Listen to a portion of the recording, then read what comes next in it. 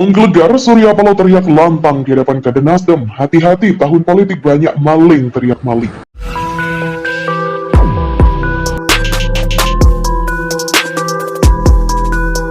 Sampai sejauh ini, saya berpikir positive thinking. Nggak ada itu intervensi. Sejauh ini. Tapi kita nggak tahu esok hari. Kita nggak tahu siapa yang garanti bahwa kasus ini tidak diintervensi. Mungkin sekarang, saat ini tidak. Besok, lusa, minggu depan, bisa saja terjadi. Jadi tanggapan saya, semuanya, apabila kita sayang pada negeri ini, buanglah kepentingan subjektivitas, buanglah kepentingan sesat. Ini korupsi, ya korupsi, nggak perlu dibela mati-matian. PDI Perjuangan aja nggak bela mati-matian Juliari Batubara kok. Masa Nasdem nggak belajar dari sana? Lagian, kalau pengen mempolitisasi hukum hanya karena partainya mendukung Anies, kenapa harus Nasdem sih yang disasar? Kenapa nggak langsung ke Anies Baswedan aja? Toh, dia punya kasus Formula E di KPK. Kalau misalnya Jokowi itu mau politisasi hukum, perintahkan saja KPK untuk jadikan Anies sebagai tersangka. Gampang kan? Tapi enggak kan? Kemarahan Partai Nasdem karena Joni Plate ditahan oleh Kejaksaan Agung nampaknya hari ini sudah tidak bisa dibendung. Karena emosinya sudah meluap-luap gitu ya. Emosi jiwa, emotional damage. Ya, karena selucu-lucunya Joni pakai rompi warna pink, tetap aja dia sebagai sekjen Partai Nasdem. Dan yang namanya sekjen sebuah partai gitu ya, memang biasanya dihormati oleh semua anggota partai gitu. Tapi kalau pakai warna pink itu lucu sih. Harusnya Nasdem tuh minta lewat KPK aja deh gitu ya, biar pakai oranye lumayan.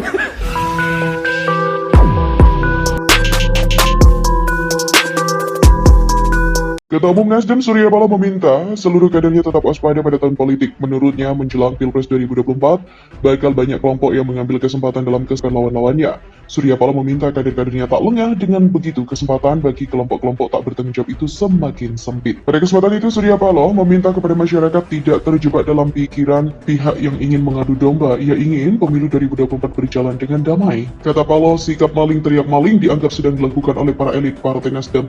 Usai salah satu kader mereka, Joni Plate, ditangkap atas kasus dugaan korupsi. Menurut bagian media sosial sekaligus loyalis istana, yaitu Guntur Romli, Nasdem tak hanya tidak mau mengakui kejahatannya, tapi mereka juga malah melempar kesalahan pada pihak orang lain. Guntur Romli juga menyindir Anies Baswedan yang saat ini menjadi capres Nasdem membawa-bawa nama Tuhan. Ia kemudian curiga melihat sikap Nasdem dan Anies yang terlibat galak usai penangkapan Joni. Jangan-jangan ada dana korupsi yang mengalir ke mereka, ujarnya. Nasdem, kata Guntur, juga semakin memanfaatkan kasus Joni untuk kepentingan mereka sendiri sebagai senjata politik dan isu pencapresan, alih-alih membantu dan membela Joni. PLT Menkominfo Mahfud MD berpesan kepada para pegawai di Kemenkominfo usai Menteri Joni ditetapkan sebagai tersangka. Mahfud menganjurkan agar semua pejabat dan pegawai di Kemenkominfo terus bekerja dengan tenang dan tidak gelisah, sebab proses hukum yang sedang berjalan saat ini memiliki prosedur sendiri dan tidak mengincar sembarang orang. Mahfud yang baru saja melantik 4 pejabat eselon 1 Kemenkominfo ini menyatakan jika mereka mesti tenang dan bekerja seperti biasa. Ia pun berpesan jika para pejabat baru ini tidak ragu untuk mengambil keputusan. Lebih lanjut,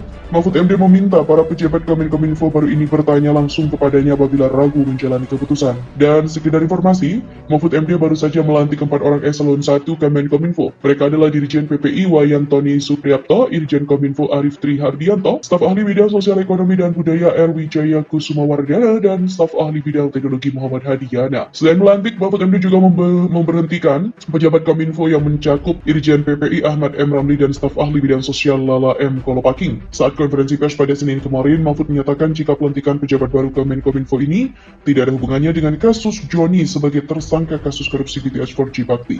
Sebab para pejabat ini sudah disiapkan saat pelatih masih menjabat Menkominfo. Sebelumnya, Presiden Jokowi juga telah menunjuk PLT untuk mengisi kekosongan kursi Menkominfo. Ia menunjuk Menko Polhukam Mahfud MD untuk menjadi PLT. Setahun menjelang berakhirnya masa bakti penyidik Jaksa Muda Tindak Pidana Khusus atau Jampitsus Kejagung pada Rabu menetapkan Joni sebagai tersangka kasus korupsi proyek pengadaan BTS Bakti Kominfo 2020-2022. Kejagung mengumumkan kerugian negara akibat korupsi itu mencapai 8,32 triliun. Aliran dana korupsi mantan Menkominfo Johnny G. Plate ke Partai Nasdem akan dibongkar di pengadilan.